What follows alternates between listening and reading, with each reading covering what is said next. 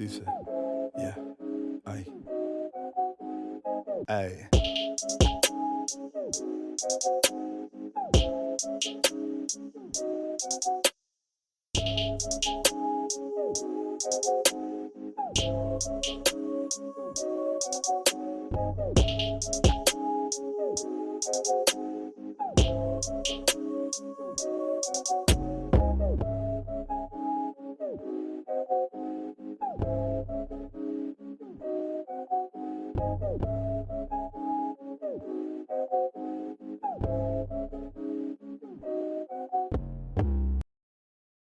Meet Logan, the strong minded little elephant who learns that bravery isn't about being fearless, it's about believing in yourself even when you're scared.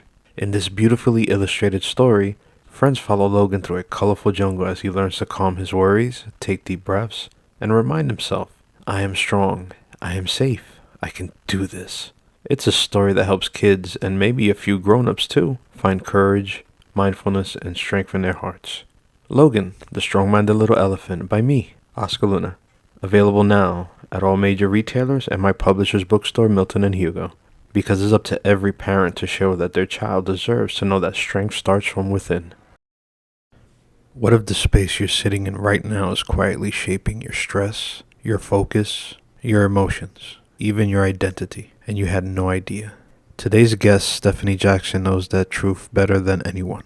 A fine artist turned healer who once lived on almost nothing while traveling the world for inspiration. She eventually discovered a gift she didn't know she had, designing spaces that heal the human nervous system, spaces that help people feel safe and grounded. Her journey wasn't glamorous. It was raw, messy, and woven with friends who battled unexplained illnesses, a corrupt art world that dampened her spirit, a bad economy, and forced her to rebuild her entire life. But then came the spark. A client asked her to paint a staircase, one staircase, and in the process, Stephanie discovered her superpower, creating environments that regulate the nervous system, unlock creativity, and return people to themselves. From helping neurodivergent individuals to positively transforming a high-performing friend's home in 3 hours, to pioneering sensory interior design rooted in neuroscience and emotional safety. Stephanie has become a voice for a different kind of well-being, the kind that starts where you live, breathe, and exist every day. If you've ever felt like your home drains you, overstimulates you, or doesn't reflect who you really are, this episode might make you curious about what you can do for your home, which ultimately helps you. Welcome to another episode of FYI I Am Damaged, where the healed, healing, and others share their wisdom. Thank you for joining me on another episode of FYI I Am Damaged. Stephanie, can you introduce yourself and share how your journey as a fine artist and healer evolved into founding Practical Sanctuary and pioneering sensory interior design? Oscar, thanks for having me. That is such a long question. It was, I feel that the universe sort of pushed me into doing something that I had no idea I was going to end up doing. I started out as the kind of fine artist that lives on almost nothing and gets her furniture out of dumpsters and travels the world looking for inspiration and making art because I needed to do that. At the same time, I discovered through experience that I was very interested in holistic healing. I had a lot of friends who started having weird health problems at a very early age, and they would go to the medical establishment and get gaslit. They would get just blown off or told they were faking it. And I discovered that I was really interested in researching what was going on with that. So I got a massage therapy certification. It turns out that when you're an artist and you're traveling the world, being able to massage people is a great way to keep your lights on because everybody wants a massage. So it was easy to combine that with being an artist. Eventually, I moved to New York City to do the starving artist thing in New York City, as one does. Started a Where did you land? gallery. Where did you land? Like in Brooklyn? Like when it was Brooklyn, changing? Yeah. Okay. Brooklyn. Yeah. I started a gallery in Williamsburg, did that for a little while. That blew up. It's very hard to survive as an artist in New York City. Started blogging in the heyday of blogging. I had a couple of art blogs that started to get a bit of a following. But over the time, I got far enough behind the scenes of the art world to realize that it was absolutely not what I had envisioned, that it was rigged, it was corrupt. And it was not about the art. A lot of behind the scenes dealing and stuff like that. Like just Oh, beyond that, the art world is a money laundering scheme for billionaires. wow. That's it. That's all it is. It's bullshit. There is no, I'm sorry, I don't know if I can say that on your podcast.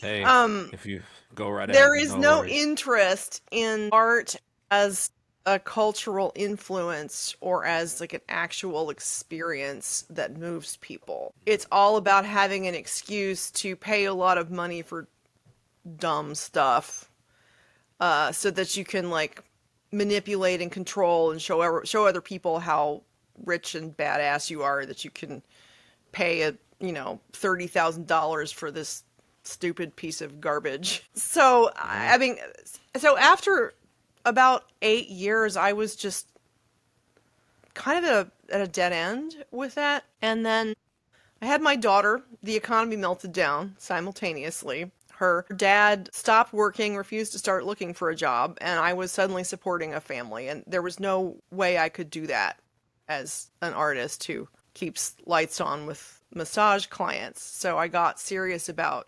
business. Ended up moving to Philadelphia, which is a lot cheaper than New York. And then about 2 years into that, one of my clients said, "Oh, hey, Stephanie, I love that painting on your wall. Can you do a design in my home for my stairs?" And I said, "I don't make art anymore." And she said, "Well, I'll write you a check." And I said, "Okay, we'll do that." And I discovered that's what I was born to do. It wasn't just about the art, it was about the client, and it was about her space. I was actually working with I was painting her staircase risers, but it had to make the whole room feel a certain way, and that's my superpower. It's creating an environment that has an energy or a vibe that is going to make you feel the way you need to feel. And that requires understanding the aesthetics of the color and the light and the space. It requires understanding the person, the client, what they need. And putting all of those things together is just so much fun. And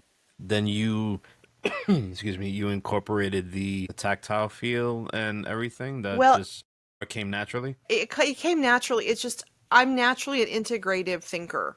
It's like I get a new piece of information. I'm like, where does this fit? How many things does this apply to? And there's another layer on top of that, which is the human nervous system, which as a massage therapist, I'm helping people regulate their nervous systems. I'm helping them reduce pain, but I'm doing that by helping them feel safe in their bodies, safe in their environment. And it's really clear that when someone doesn't feel safe, their body clenches up, and that is at the root of so many disease processes. That's also at the root of being unable to focus, to learn, to remember, to think. You can't do any of those things. You can't think, learn, or heal when your nervous system is keyed up, is stressed out. Okay.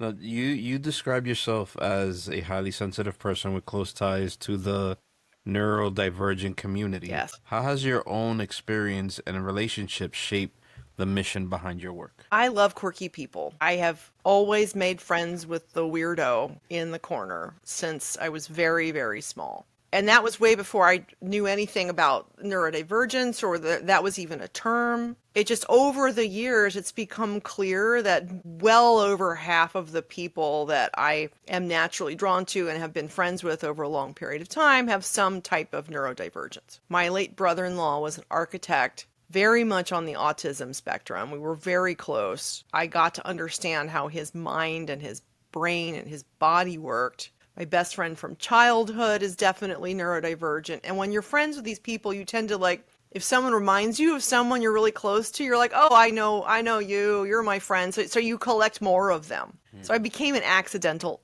expert in neurodivergence. And as a highly sensitive person, I am not neurodivergent, but I am very sensitive to what other people are experiencing.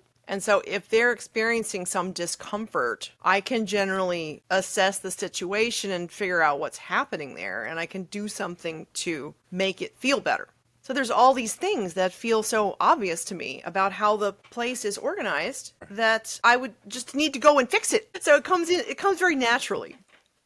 Yeah, I'm the same way. I don't know if it falls into that, and if I see something, I organize it in my head, Hmm. and then Hmm. if I have to put hands on it, then it's like they're like, "Why are you doing that?" I'm like, "Well, I'm not fixing it, but it's like, okay, It's not make it right. look a little It better." needs to be better. Yes. Uh-huh. Yeah. Exactly. Mhm. And for those who don't know what neurodivergent is, is there like a textbook explanation for it, or what is it? What does it mean? Yeah, it means that a person's brain is organized differently than the average. It's a difference in habits of perception, processing, and focus. And there is a lot of sensory processing difference with neurodivergent people. So it's really everything about how your brain works is a little bit different, and it's different for every neurodivergent person too. So you can't generalize. There are some things that are hallmarks, but it just means a difference in how your brain works. It's not necessarily a disability, although if some people are profoundly on the autism spectrum, it becomes a disability. They'll be nonverbal or they'll be so sensitive that they can't really function. But yes, it's just a difference. Okay. What made you first realize that most spaces ignore the sensory needs of highly sensitive and neurodivergent people, and why did that matter so much to you? Just living in a body and starting to recognize, first of all, you tend to assume your nervous system is the same as everyone else's, and that if something's bothering you a lot, it's bothering everyone else too. And I did not realize that I was different until I read the book The Highly Sensitive Person by Elaine Aron sometime in the late 90s. And when I picked it up, I was like, oh, sensitive. I'm not sensitive, because that meant weak and whiny. I was like, oh, I'm not Frail, sensitive. yeah. So I took the test in the front of the book and I scored 99th percentile high sensitivity. It's like, okay. And that was very liberating, because for the first time I realized that if something was bothering me to the point where I was like gritting my teeth and trying really hard to get through it, many of the people around me wouldn't even notice the thing that was bothering me. And I was like, okay. It gave me permission to, That's interesting because it's like you yeah. see like a sensitive person who seeing somebody being sensitive to something, they were like, wait, her jaw's clenched, Hmm. and she has a look in her eye and stuff like that. So is that a part of it too when somebody recognizes you doing that and they fall into the same category? Well, sensitive people can usually recognize one another because we're both responding to similar things. But for me, it was realizing that when someone's doing something that's causing me distress and I assume that they know what they're doing, that makes me angry, right? When I realize that they don't know what they're doing, I don't have to be angry, but that does also give me the right to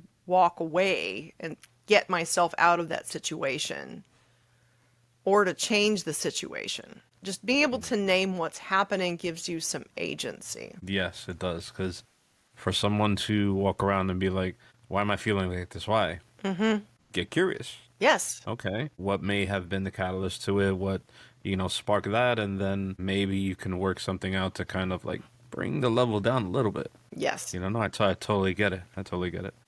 Your new book, The Eccentric Genius Habitat Intervention. What inspired you to write it and why? I needed a manifesto because there's all of these things that I was putting together that seemed so obvious that I kept having to explain over and over again. And I needed a small, affordable object that I could put out into the world that could help people, because I'm doing the same things for my clients over and over and over again. And I don't like repeating myself. I mean, I've been doing a lot of podcast interviews, but I don't like telling the same story over and over again. If I could just hand someone a book and say, here, this has it all.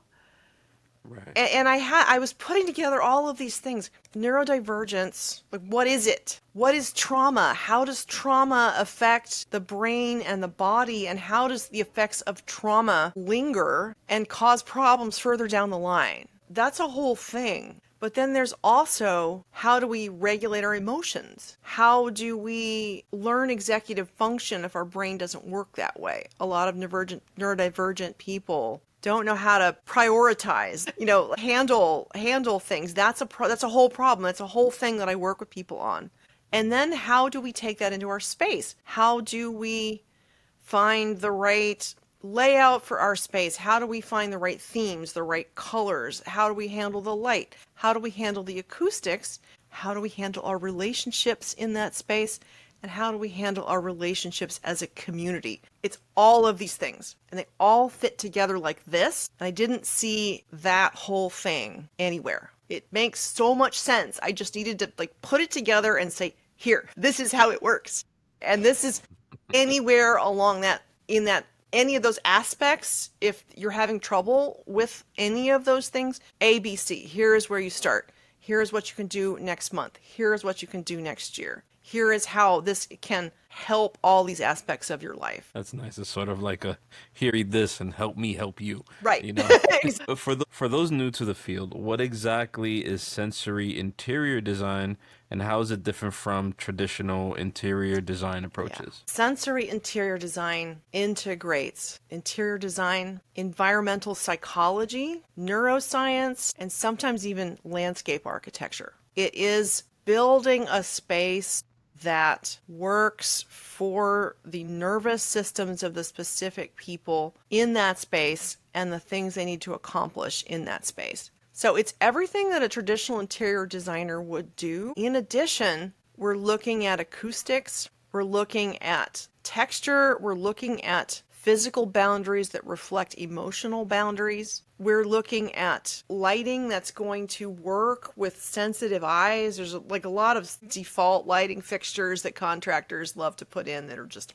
awful. So it's really just adding all these dimensions and really understanding that there's a lot more that interior design can do for us if we're aware of those things. Yeah, definitely. Because correct me if I'm wrong, the sound thing is huge for autistic individuals. Absolutely. And it depends on the individual. But many autistic individuals can't track a conversation if there's chaotic noise around. It's not they can't hear, their brain can't follow it. And so you have to have some acoustic buffering that's going to allow people to focus and connect. Can you share a few everyday design elements with the light, sound, color, and texture, how you mentioned before, that are often overlooked but can make a space challenging for someone who is highly sensitive? The ones I've already mentioned, lights, man, Yes. these downward pointing recessed light bulbs. What do you feel about LEDs as to like incandescent and stuff? You know, incandescent is the best, but I know they're not energy efficient. LEDs can be okay. Okay, so Philips Hue makes these smart bulbs. They're LEDs, but they're programmable. They're circadian. You can get them to go with the sun, which is amazing. That really helps people's biorhythms. And they can put out any color, any color. You can change them to any color. They're fantastic. But the more important thing is there's the type of bulb. Fluorescents, no. You don't want those. Those don't work at all. They're horrible. An autistic Yeah, person, that's what actually I was thinking. right? You know, Fluorescents, alpha no. setting. Yeah, No. yeah. An autistic person that has a brain that cannot form an image in their visual cortex under a fluorescent light because the flickering, their brain can perceive the flickering and cannot like stabilize it. So fluorescents are the worst. LEDs can be harsh and they do have a little bit of a flicker, but the more important thing is how filtered and indirect the light is. So filtered means you've got a nice shade, you've got a cloth shade, you've got a smoked glass shade or something, or a stained glass shade. Indirect is the best. The bulb points toward the ceiling or a wall, and then the light reflects off. And so you've got this lovely, even diffuse without that big hot spot. Those recessed bulbs that point straight down, they create this hot spot. And I have clients that they get auras in their vision. I mean, I just find it uncomfortable. I don't like to have a bare bulb pointing down, but I have clients that are even more sensitive that they just like, I can't even function because of the auras and the halos around these bulbs. I knew that there was a reason why I like those wall lights that the light goes up and down Yes, I and give love you that those sort too. of Those sconces. yeah. And I always really like those. It's like that's a nice, it's a good frame for Yeah. the wall and how it illuminates and everything. I see there's some people who have houses on my block, then they just put those in, and I'm like, wow. And it's way more different than just like a spotlight. Yeah. Yeah. No, I love those too. Yeah. Yeah. You call your work space therapy. Can you tell us about a project where transforming a space also transformed the person or community using it? You know, my clients all tell me that it's life changing. I did one that was just almost shocked me because this was a person that I really looked up to. I still look up to, as a mentor, someone who's incredibly high achieving and had like, created multiple million-dollar businesses, very high up in multiple presidential administrations, and had gone through a divorce and a business failure and had to really downsize and was still like projecting this incredibly high achieving, really got it together. Like, we would talk on Zoom and just really just so executive, so CEO. I'm like, I can't possibly help this person. And they hired me to do an intervention. And I'm like, okay, I'm going over. I went over, and when they weren't behind on Zoom, I was like, OMG, there is so much for me to do here. And we didn't spend a thing. I spent about 3 hours. I completely changed the layout. They had all of this amazing artwork that was invisible. It was like tucked away. It was not working for the space. The layout was claustrophobic. It just had this aura of, I have warehoused myself in this little apartment until I can make more money. And I was like, no, no, no, no, no, no, no. Like, your power is in the closets. Let's get it out. And I completely rearranged everything. I left her with 4 color swatches. She picked 2 of them, painted 2 accent walls, blue in the living room, a rose in the bedroom. Got 1 extra chair. I moved some furniture, got a new lounge chair for the meditation room. That was it. She called me up 4 hours later in tears. Really? She said, Stephanie, you have done more for me in 3 hours than 5 years of therapy. She's like, I can't express. And it kept unfolding for her. I mean, we did she told me it was like, I came in and I'd made some changes and it was like I hadn't left because the changes were continuing to unfold and reflect her back to herself. She had forgotten her own power, and all I did was pull it out and place it to where it was visible and it was communicating. You are powerful. No, that's amazing because you walk in and I guess maybe your subconscious said, "Let me remind you how you really are." Yeah. That's an amazing thing. To just talk with somebody and say, "Remember this, remember that," and you just do that with organizing their space. I do that verbally too with a lot of friends and family. Say, "Hey, look, remember this, remember that." It's like, why do you stay stuck on the bad stories and not your achievements? Well, our brain does that. Our brain really likes to focus on the negative because that's what's keeping us safe. Yeah. But you can have your space retrain your brain to remind you of the power and the good things and not always be dwelling. So that's one impactful story. I would be interested to know if you have one. Have you done something for children that the parents just let you know, like, this is what came out of what you did for us? I work with families with neurodivergent children, and we can do things that help for the children. I will collaborate with their occupational therapist a lot of times, because the OT really knows how this person's nervous system works and makes recommendations and that kind of thing.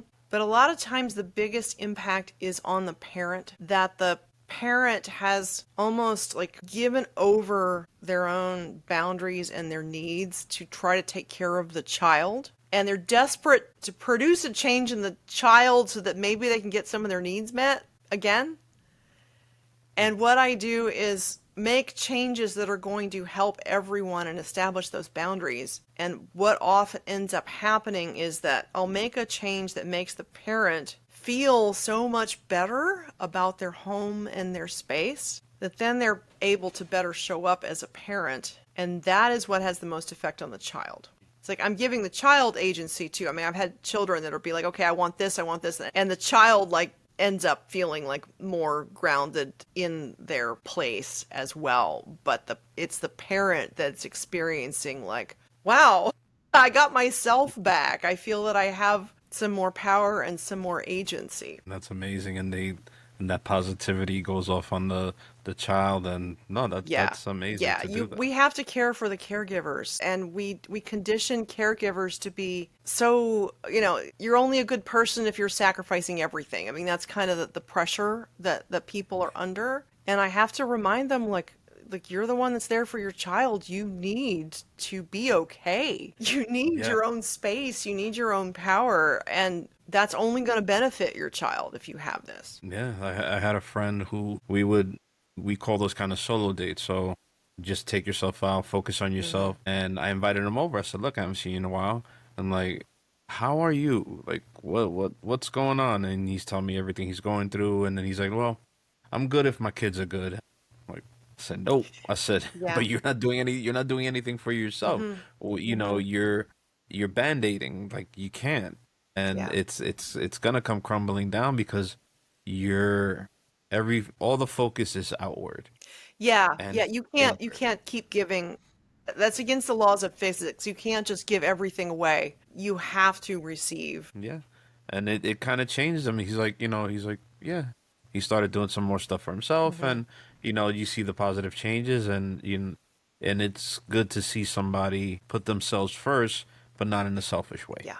What are some of the biggest misconceptions architects and designers have about what makes a space accessible or inclusive? It is so much about, we think about it as physical. We think of it less as neurological or psychological. I mean, there's the neurological that we've been talking about, the acoustics and the light. That's Right. huge. But then there's the cultural cues Interesting. that people need to see themselves reflected in a place to feel at home there. I live in Philadelphia. We have a Philadelphia mural arts program, and I live in a primarily Puerto Rican neighborhood.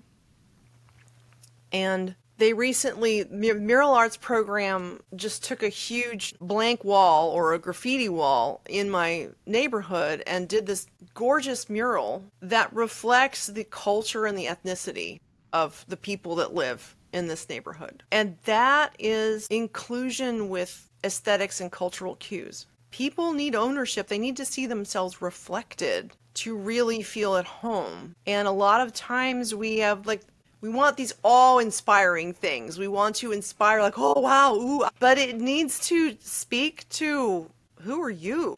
You need to have Exactly. some element of your story in order to really feel included. Yeah, like you said, having, agency over yourself, Hmm. but then having somebody identify the agency in you and your culture, Yeah. Hmm.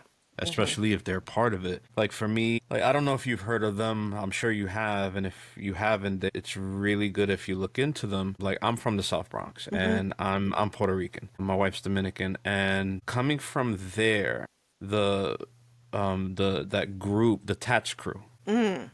if you ever heard the name, if it ever came across, they do the same thing. Yeah. They would do the murals up Hmm. and down. They would get commissioned to do them, Hmm. and you walk by and you'd be like, wow, like these are, they would come through in a day and they would Oh make wow, something you that would be like, fast? you would look and you'd be like, wow, that would take me so long to do, Yeah. Then even they've if you, got it down. yeah, Yeah, it's a and whole it would system. be amazing geared towards whether they're honoring someone, whether they're honoring, an artist or someone who passed away, Hmm. or, and they are completely amazing Yeah. in doing that for the community. And, yeah, like that, I witnessed all of that in my area, and it, you're right. It does make a change because people would walk by, and even then, with a hip hop artist Hmm. named Big Pun, they did a mural for him, and they actually named the street after him in that area towards the South Bronx on Southern Boulevard, and it has a huge impact because it's like, okay, we matter to a degree in a culture, in a genre, and it shows that, hey, we're basically Hmm. seen, Yes. and it's always Yes. good to be seen Yes. Absolutely. no matter what. And Yes. my sister for a time used to live in Brooklyn right before it kind of made the switch, and you got to pay like $20 for a sandwich, Hmm. you know. Yeah. No, But I left in 2010. impossible. Yeah. And she was part of like an eclectic group of people, rockers and things like that, and there were those artists in there that would try to, do stuff for the community and just create, and then you need that, eclectic tone alongside everything else. And for people to kind of like tamp that down, or no, art has to be this way. We have to do it for the masses. Art was never for the No, masses. no, that's Yeah, bullshit. it Yeah, wasn't. it's Yeah. it's very it's very specific. The more specific it is, the more universal it is. Really. Like I can see something that somebody paid $1 million for and be like, it's all right. Hmm. And then, the whole subjective thing to that, I think it's idiotic. Even though they try to make a point out of it, the duct tape and the banana. Oh, that's what I'm Yeah. talking about. It's just complete BS. It's a stupid game, and it's trivializing something that for me it's a spiritual thing. It's at the core of what it is to be human. Art reflects back what is most human, and when we turn it into like a party trick or worse, like an instrument of the oppressors manipulating the financial flow, that's for me that's a sacrilege. Yeah, oh, that because I could. It's I rather see what Banksy's gonna do next, Yes. because I love Banksy. I wish that the painting would have just shredded all the way. Yes. You know, and yeah, and I get what you mean, because that story was powerful of you helping your friend and making a change for her, because I do that with my wife, and in the sense of even if it's just cleaning up and organizing, Hmm. and she has a powerful personality, and it shows in different ways. And for me, I'm more a little quiet and reserved, and I'm more of a doer for other people, so doing that for her. And then she's not shy about saying the same thing. She's like, oh my God, I'm glad you did this, I'm glad you did that, you opened up the space, there's more light, there's this, there's that. I'm like, cool. And I find enjoyment. I'm sure it made your heart smile when your friend called you crying, say, Oh, I thank was you for those three astonished. hours I was astonished. Because for me it's so natural. It didn't feel like I'd done very much. I'm just like, oh, really, is this worth it? She's like, oh man, you know. And you in your head is like, Hmm. wow, it's light work, but Yeah, hey. right. It's like, oh, this is just fun for me. Now, I don't know if this question might sound redundant, but how does understanding neuroscience help you design spaces that genuinely support emotional regulation and community building? Well, if you understand the human nervous system, you understand everything. It's the interface between the physical and the internal. That's the interface. If you can manipulate the interface, you have power. And again, it's things that are so obvious that I forget that other people don't know them. Like, one of the most critical things I think to understand is that the brain is not a reality detector. It's a survival machine. And as such, it's not showing you what's out there. It's homing in on the things that are going to feed you, help you procreate, and protect you from things that want to kill you. And the more the brain has been through trauma, the more it's going to laser focus or hyper focus on anything that might potentially kill you. And this is going to start to cause its own problems. So once you understand that, once you understand that the brain is a machine and not something that's just going to like automatically see the truth or see all of the truth, then you can start to really focus on interventions that are going to create healing and leverage, or leverage So and that's then what you healing. so that's what you meant by intervention with your Yes. friend Hmm. who asked you for help to, hey, let me then, and she came to you to say, hey, can you make sense of all of this? Yes.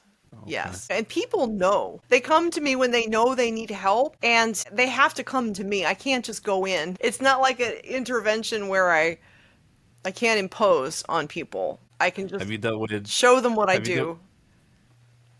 And that's an amazing thing, because it attributes to your gift like supremely. Have you dealt with hoarding situations? That's above my pay grade. I have watched, I mean, seriously, I've known people that had a hoarding issue, and I've watched those shows. Yeah. That is a mental illness that it's one of those things that I think requires more energy than you're ever going to get back out of it. quite honestly. I Understood. think hoarding it's an illness, and it is based on, I think, very early, very profound childhood trauma. And there are some pathways in the brain that are so deeply, Yeah. deeply there that you're not going to override those things.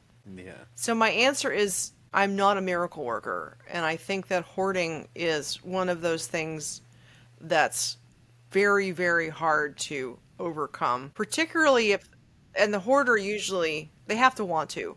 People Yeah. have to want to change. The hoarding situations I've seen where people are like destroying relationships, they're destroying their lives, and they keep doing it. It's like a drug addiction in that way. I think it's probably something similar. So yeah, Yeah. that's above my pay grade, quite honestly.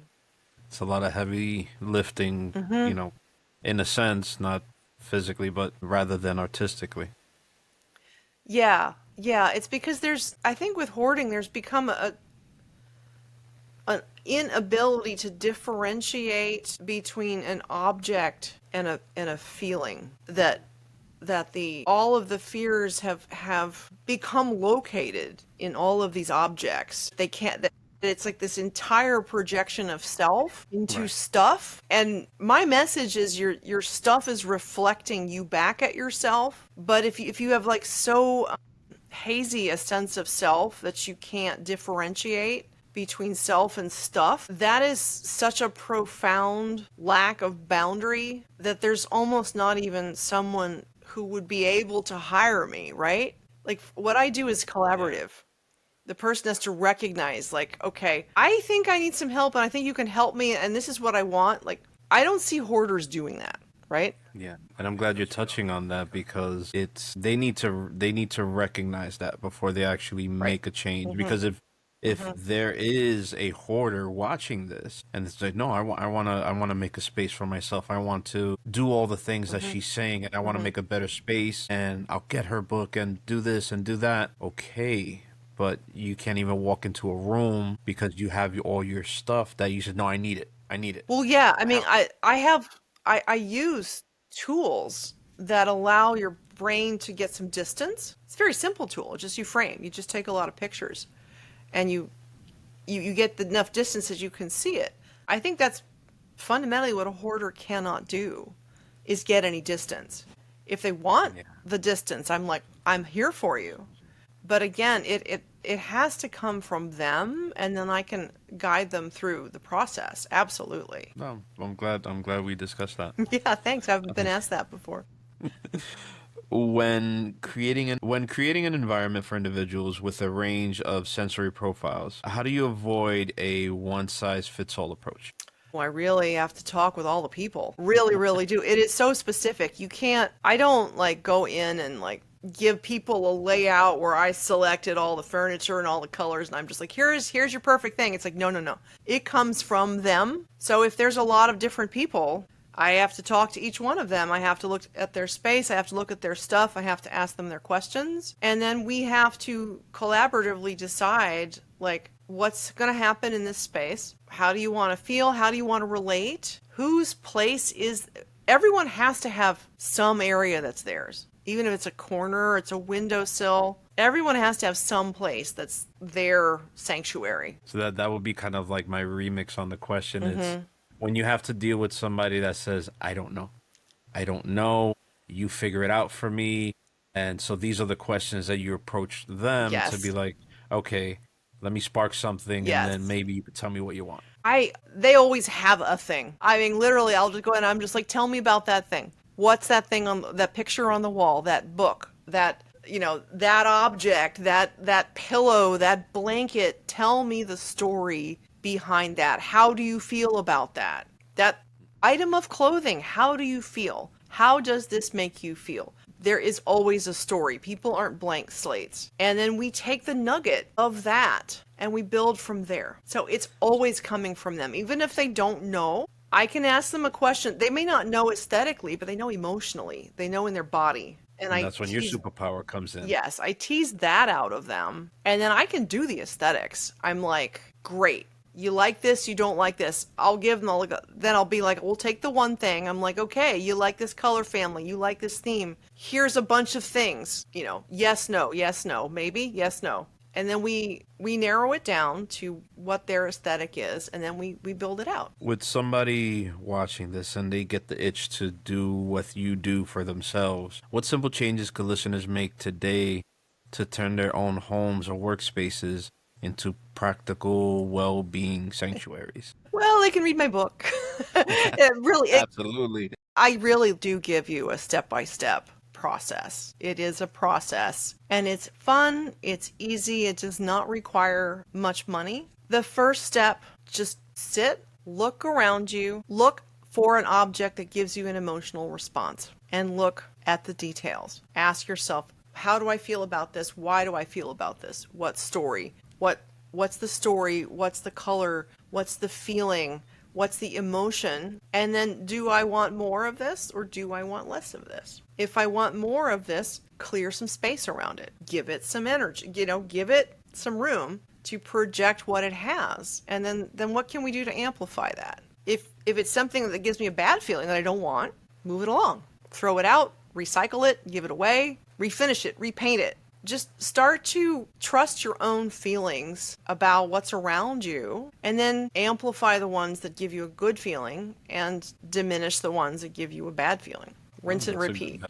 That's a great start for guys. For every other tip, buy the freaking book. So you've spoken about being a fan of quirky people and an accidental expert on neurodivergence. How does celebrating different influences and celebrating those differences influence your design philosophy? Got it. My design philosophy is akin to what an artist friend of mine said once. She said everyone has a zine in them. Everyone has their uniqueness, their story. Everyone is an artist in that there's no one like them ever before or ever again. And that all my job to do is just show it. Michelangelo said that the sculpture is already in the marble. He just clears away all the stuff that's not it. That's what I do for humans. I see every human as a Michelangelo, that I just need to clear away the stuff that's not them. I need to show them how to do it. I don't need to do it all for them. I just show them how. I had a client come to my book launch, and I've helped her a lot over the last couple of years, and I'm like, how's your living room? And she's like, it's great. I still need a rug, but I know exactly what I'm looking for. When I find it, I'll get it. I'm like, great. I have done my job. I have shown you how to do this for yourself. Oh, that's amazing. That's good. Looking towards the future, what would you love to see change in how society builds homes, schools, or public spaces for sensory inclusivity? Healthcare is the biggest. It's the one I'm working on now. Okay. I would like to see large healthcare systems designed from the get-go with sensory accessibility as part of the process. Education is the second one. I would like to see all schools designed with sensory accessibility as part of the process. As a sensitive person, going to school was torture for me. And it wasn't as bad for me as it was to some of the even more sensitive people that I knew that just kind of didn't make it. And then, again, build that out. Retirement homes. I would like to see sensory and sustainability be part of the design process. I would like to see spaces that facilitate community. I lived in Mexico for 3 years, in Guanajuato, Mexico. And the actual structure of the city facilitated just people interacting. You have a plaza. You have a plaza about every 100 yards. There's a square. There are no roads for cars in the center of town. There's just these stone staircases going up the side of a ravine, and all the houses kind of like, they have these tiny little alleys. They call them callejones. They're just little stone alleys. And so when you're living in Guanajuato, you can't physically avoid people. You leave the house, you go down a little alley, you run into someone you go into the plaza, you've got someone selling gorditas for breakfast, you've got someone selling tacos, you've got someone selling orange juice, you've got someone selling vegetables, you've got a fountain, you've got a cafe, you go into the cafe, there's 15 people that you know in that cafe, and you get all the news. And that's what your day is like. You can't, in the United States, we have houses that we can't afford. We have cars. I mean, if you're in the Bronx, you probably take public transit, but most people in the States have a house in the suburbs with a garage. They leave the house, they get in the car, they drive to work, they go to a cubicle, they work, or they work remotely, they drive back, they go in their house, they pay their mortgage that's too high, they pay their rent that's too high, they pay their health care that's too high, and you don't have any casual contact with other humans. We're not meant to live that way. Yeah. We're social. I want to see social structure built into the infrastructure again. And that city, it was designed that way on purpose, or Well, it was maybe. designed in the 1500s. I Mm, mean, it was okay. built by the Spanish, but there was probably already a settlement in that space. So maybe by default, with how the culture was at the time, then Exactly. I mean, okay. human culture evolved. We're communal creatures. We're social, and Yeah. it's an aberration that in the United States, in particular, we have this economy where we're really too wealthy for our own good as a society. We're using money to avoid having to interact with other neighbors. We use money to build walls. You have less money, you have to get along with other people because your people are your resources. So there's the economic, but then there's also just structural. We just started building these tract houses with these developments are all the same. There's no public space because that public space doesn't make the developers money, does it? That cookie cutter neighborhood, Yeah. that it doesn't serve anything, and then someone is so, like, I was watching a documentary of a lady who was so concerned about, I would say, her four walls, that she would just act so negatively of kids playing in front of her house in a public space, that it lit her up so negatively that something happened. It's a documentary on Netflix, Yeah, I and I think I was saw it. starting to. Yeah, I didn't watch it, Yeah. but I saw the ad for it. It looked disturbing. Yeah, the cops would be like, "Yeah, we know about her. Yeah. We know about her as the calls, the calls, the calls." Hmm. And it was, I'm like, but it's just kids playing. I got three boys. They Right. go out and Yeah. play, and it's like I used to live in the Bronx and experienced all that being stacked on top of each other. And even then, like, that sort of situation didn't foster community, even though everyone's all packed together. Right. Yeah. No, there's Yeah, a and but the thing balance. is, There's got the to be a funny thing balance, is, and it's not yeah. easy. It's hard, but it's It worth it. is.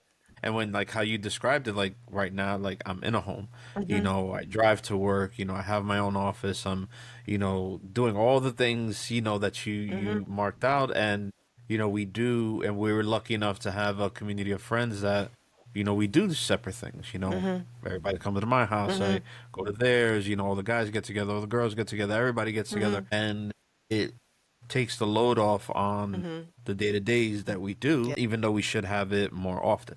Yes. So it's, Uh-huh. I've lived all sides of it, and I may have more living to do with whatever I'm going to experience. But this is a great thing of talking to somebody like you who does what you do.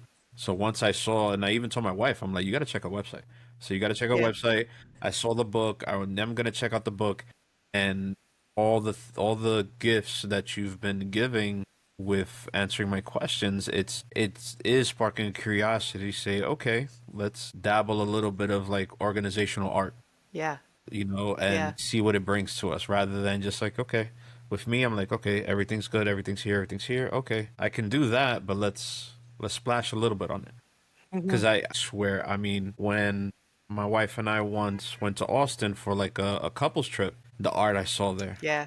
oh my God, I wanted. I tell people, I'm like, you guys should visit Austin at least once, but go with an empty suit, empty luggage, because you would want to bring back so many. We went into stores, the artists on the street. I'm going through their artwork, and my wife is like, can't get that.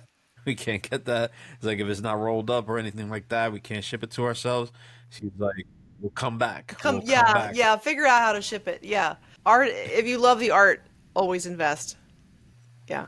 Yeah, definitely. Yeah. Every time I see something, and we're getting our son into that, and like he loves to draw, and we're trying to foster that, or him doing something at least artistically, digitally, and just I saw it from the beginning. Like, he has an artistic soul. I'm like, dude, you got to start doing something. Hmm. Just And do it. Just create a yeah, space for him. yeah. And Yeah. we've had in so many different ways, and I'm waiting for that. It's a little flame right now, and I'm just waiting for it to. I don't want to rush what might spark it because I know it'll come along. Mm-hmm. But it's like as a parent, it's like I want it to happen. I Mm-hmm. want him Mm-hmm. just to explode and just be like, start doing this, start doing that, start doing that, and I'm like, you see your dad doing his passion. That's the You best thing. know, Just do it and be yeah. the example. You've been so thorough, Oscar. I really appreciate this. No, thank you. I appreciate it because I always go through to make sure it doesn't evoke the same answer, and those two do. So, where can people learn? So, in just wrapping up, where can people learn more about your work, Practical Sanctuary, your upcoming book, any other media that Uh, you might have, if they If want to you're create here at the end advocacy of our for sensory conversation, friendly pace your spaces? next yeah, steps. just it's all Because at what Stephanie shared wasn't just design talk. practicalsanctuary.com. It was a Get a copy reminder of that my healing book, doesn't always 45% begin in your off list mind. price. Sometimes You it can book a begins in the personal consultation. Got spaces all around kinds of you. information. Her You can story from the follow me on starving social artist media, years to but discovering it's all linked holistic from that healing website. to Appreciate it. realizing that And I'll safety make and sure to nervous put all system that up. peace are the foundation of human If you growth. have any Shows us things you would like something to share so I powerful. can Your plan environment with is either handling supporting this your life episode, or it's silently I will sing sabotaging it. along. When she and I spoke about appreciate it. neurodivergent And families, thank about you. parents who You've had given been up their one of the more boundaries, interesting about guests children who that need came from our agency and matchup, adults who and need to feel like themselves I'm glad again, I'm able to she wasn't just just talking bring about out Thanks design. so much. She was what you've been talking doing. about It's been a dignity, delight. about I really identity, appreciate it. about the It's great to subtle meet ways you, we lose Oscar. Great ourselves to meet you inside too. Thank spaces you that again. overwhelm Thank you. us, and the quiet Bye. miracles Bye-bye. that happen when we reclaim said spaces. And if anything you heard today made you look around your own home differently, good. Because you deserve a space that reflects your story, your culture, your nervous system, and your peace. You deserve a sanctuary. Not someday, not when your life gets easier, but starting with one small daily shift starting today. So take Stephanie's advice. Find the one object, color, texture, or memory in your space that makes you feel good and give it room to breathe. Let that be the first step in rebuilding your environment and maybe even rebuilding yourself. Until next time, keep choosing spaces that love you back. This is FYI, I am damaged. Meet Logan, the strong-minded little elephant who learns that bravery isn't about being fearless. It's about believing in yourself even when you're scared. In this beautifully illustrated story, friends follow Logan through a colorful jungle as he learns to calm his worries, take deep breaths, and remind himself, I am strong, I am safe, I can do this. It's a story that helps kids, and maybe a few grown-ups too, find courage, mindfulness, and strength in their hearts. Logan, the strong-minded little elephant, by me, Oscar Luna. Available now at all major retailers and my publisher's bookstore, Milton and Hugo. Because it's up to every parent to show that their child deserves to know that strength starts from within.